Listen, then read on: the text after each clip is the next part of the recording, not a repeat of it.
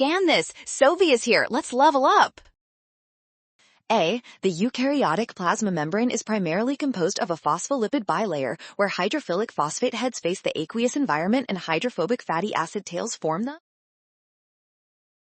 interior. It also contains various proteins, cholesterol for fluidity, and carbohydrates for cell signaling.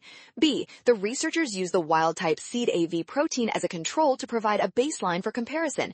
Ensures that any observed changes in endocytosis rates are due specifically to the alanine substitutions and not to other experimental conditions. C. According to the hypothesis, increasing alanine substitutions reduces endocytosis. Therefore, as substitutions increase, the amount of green fluorescence representing proteins on the membrane will increase, while the amount of red fluorescence representing internalized proteins will decrease relative to the wild type. D.